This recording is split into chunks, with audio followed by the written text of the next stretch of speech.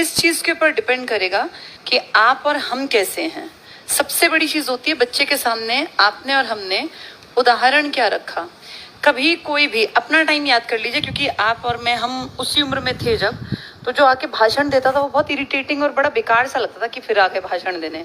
हमने कभी किसी के भाषण को ध्यान से नहीं सुना, कोई बच्चा नहीं सुनता, आपने नहीं सुना, मैंने नहीं सुना, हमारे बच्चे भी नहीं सुनेंगे।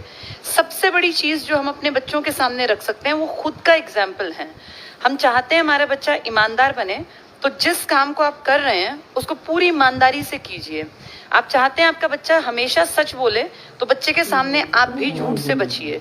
आप चाहते हैं बच्चा मेहनती बने, तो अपने आप भी मेहनत करते नजर आइए। आप ज्यादा टाइम फोन पे देंगे और बच्चे से एक्सपेक्ट करेंगे कि बच्चा बड़ा डेडिकेटेड बने, ईमानदार बने, तो ऐसा नहीं होगा। भाषण देने से कभी कोई नहीं सुधरता। सुधारना है तो अपना खुद का एग्जाम्पल देना पड़ेगा। जिनके बच्चे अब 9वीं में आए हैं ना, उन पेरेंट्स के लिए क्रिटिकल टाइम स्टार्ट हो गया, क्योंकि 9वीं क्लास में बच्चे की डायरेक्शन 100% एक तरफ चलेगा, वो या तो गलत रास्ते पे या सही पे। मैं सर ने जब बीच में टोका उससे पहले मैं बातचीत कर रही थी कि एनर्जी को बाहर बच्चा निकालता है। 8वीं 7वीं तक बच्चा बहुत खेलता है, बहुत ज्यादा, गली में, मोहल्ले में, नुक्कड़ पे, स्कूल में, हर जगह उसको खेलने में मन करता है। उसका एनर्जी का बाहर निकलने का एक साधन है। जब वो बड़ा हो जाता है 9वीं 10वीं में, तो खेलने में उतना इंटरेस्ट नहीं लेता। फिर वो बातचीत करना, अपनी लाइफ को समझना, क्योंकि बहुत सारे फिजियोलॉजिकल चेंजेस बच्चे के अंदर आ रहे होते हैं, तो उन सब में उसका ध्यान, एनर्जी का लेवल जो है ना, वो खेलकूद से हटके एक अलग दिशा पकड़ने लगता है। और इस टाइम पर अपने बच्चे को संभालना सबसे ज्यादा जरूरी है। जो बच्चा लड़का है या लड़की है, बेटा है बेटी है, 9वीं क्लास में अगर संभाल लिया गया ना, 9वीं 10वीं ये सबसे ज्यादा क्रूशियल ईयर होते हैं।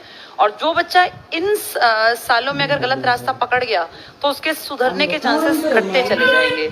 11वीं में जाके आप सोचें कि मैं अपने बच्चे को संभाल लूं, तो बहुत मुश्किल बराबर काम हो जाता है, क्योंकि यहाँ तक जाके उसका इंटरेस्ट पक गया। अब उसको वापस मोड़ के सही रास्ते पे लाना बड़ा मुश्किल है। जब बच्चा चलना स्टार्ट करता है ना, मान लीजिए ये है सही ट्रैक, जब वो 5वीं 6वीं 7वीं में तो इसके बराबर बराबर चलेगा। पेरेंट्स हैं, टीचर्स हैं, उसके मन में डर, दबाव, भय, ये 3 चीजें होती हैं। लेकिन जैसे ही वो 9th क्लास में एंट्री करता है, उसमें फिजिकल चेंजेस हुए, उसको लगता है मैं बड़ा हो गया। अब पेरेंट्स जो है उनको समझ नहीं है, मुझे पता है दुनियादारी कैसे चलती है, तो वो इस ट्रैक से थोड़ा थोड़ा हटने लगता है। जो समझदार माँ बाप और समझदार टीचर्स है ना, वो थोड़ा हटते ही बच्चे को वापस ले आते हैं। इस वापस लाने के टाइम पे थोड़ा सा कॉन्शियस होना पड़ता है, क्योंकि इनके साथ अगर आप ज्यादा सख्ती बरतेंगे तो ये आपसे हट जाएंगे, आपसे दूर हो जाएंगे। बच्चे को ना पतंग की तरह, जैसे डोर बहुत ज्यादा खींचोगे तो वो 100% कटेगी, बहुत ढीली छोड़ दोगे डोर तो वो जाके पतंग नीचे गिरेगी। यानी बच्चे पे ना तो बहुत ज्यादा बंदिशें होनी चाहिए कि हर टाइम बंदिश हो, लेकिन इतनी भी आजादी नहीं देनी इस स्टेज में आके कि आपको ये खबर ही ना हो कि आपका बच्चा कर क्या रहा है। टाइम टू टाइम उस पर चेक रखना भी जरूरी है। थोड़ी सी आजादी और थोड़ी सी लगाम इस टाइम पर खींच के रखनी पड़ती है। 9वीं 10वीं जिस बच्चे ने ठीक ठाक कर ली ना, उसके बिगड़ने के चांसेस घट जाते हैं, क्योंकि यहाँ आते आते बच्चे को अपनी एनर्जी को एक दिशा देनी आ जाती है। इसलिए खासी जिम्मेदारी है 9वीं और 10वीं में, चाहे बेटी है चाहे बेटा। 11वीं 12वीं पकड़ते पकड़ते तो बच्चे का एक पैटर्न हो गया, उससे भटकना उसके लिए लगभग नामुमकिन है। यहाँ संभाल सबसे ज्यादा जरूरी है। इसीलिए अब जो बच्चे अब तक हमारे पास पढ़ रहे थे ना, हमारे पास टाइम कम था, आप भी जानते हैं 2 साल में बच्चा का वो डेवलपमेंट नहीं हो पाया जो होना था। लेकिन अब 2022 पूरी उम्मीद है कि बहुत बढ़िया साल रहेगा, और अब शायद स्कूल्स पे बात बंद करने की उतनी नहीं आएगी। तो 2022 पूरा चलेगा। अभी आप और हम मार्च में बैठे हैं। आप ये मानिए इस पूरे साल स्कूल भी खुलेंगे, कोचिंग सेंटर्स भी चलते रहेंगे, ट्यूशन सेंटर भी चलेगा। इस दौर में हम बच्चे पे मेहनत करेंगे, और 6ठी 7वीं 8वीं के बच्चों को इस साल हम 100% कोशिश करेंगे कि उनके बीच में जैसे पढ़ाई से थोड़ा सा अलग, क्योंकि एनर्जी को सही दिशा देना बहुत जरूरी है। 9वीं तक पहुंचने से पहले उसका इंटरेस्ट होना चाहिए, मुझे डिबेट में हिस्सा लेना है, मुझे पोएम रेसिटेशन में हिस्सा लेना है, मुझे ड्राइंग बनानी सीखनी है, मुझे कलरिंग, पेंटिंग, डांस, म्यूजिक, हर चीज में। देखिए हर बच्चा अपने आप में बहुत खूबसूरत एक बीज है। उस बीज को माहौल देना पड़ता है। आप उसको सही मिट्टी देंगे, सही टाइम पे आप उसको पानी देंगे, खाद देंगे, उसको थोड़ी सी केयर देंगे ना, ये माली का काम जो माली करता है ना बीज के साथ, ये आपको और हमें करना है। बच्चे को एक माहौल देना होता है, पनपना बच्चे ने खुद ही है। ऐसा नहीं कि आप और मैं जाके उसकी लाइफ को जिएंगे। कभी भी अपने आप को बच्चे का ओनर ना माने कि भाई ये मेरी पर्सनल प्रॉपर्टी है, नहीं, हमें एक माहौल भर देना है। माली जैसे बीज की केयर करके कितना खूबसूरत पौधा बना देता है, फिर पौधे से पेड़ वो अपने आप बन जाता है। बस शुरुआत में जो केयर चाहिए ना, वो आपको और हमें देनी है।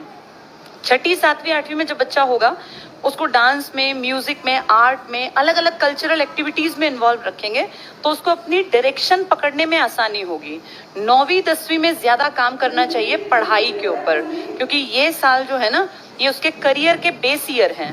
जो बच्चा 8वीं तक सही भागना, दौड़ना, उछलना, कूदना, पढ़ना, लिखना, नाचना, गाना सीख गया, वो 9th में पढ़ाई से अच्छी तरह जुड़ पाएगा। मैं तो खुद को, अपने आप को देखती हूँ, मैं 9, 10, 11, 12 में बहुत ज्यादा पढ़ती थी, लेकिन 8वीं तक मुझे बहुत अच्छे टीचर्स मिले और हमारे स्कूल में पोएम, डिबेट, डांस, म्यूजिक, अंताक्षरी, राइटिंग, हर चीज पे काम किया। मेरे पास ढेरों सर्टिफिकेट हैं। इकलौता एक चीज थी जिसमें मैंने पार्टिसिपेशन कभी नहीं रखा, वो था डांस। बाकी सब में मेरा पार्टिसिपेशन हमेशा रहा।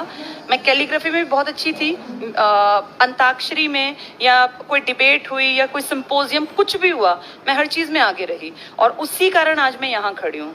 मुझे यहाँ तक पहुँचाने में सबसे बड़ा योगदान जो दिया वो मेरे टीचर्स ने और मेरे पेरेंट्स ने। किसी भी कामयाब इंसान से आप पूछ के देखेंगे, कोई अपने आप अकेला कामयाब हो ही नहीं सकता। इन दोनों की मेहनत से बच्चे की पर्सनैलिटी आगे आती है। तो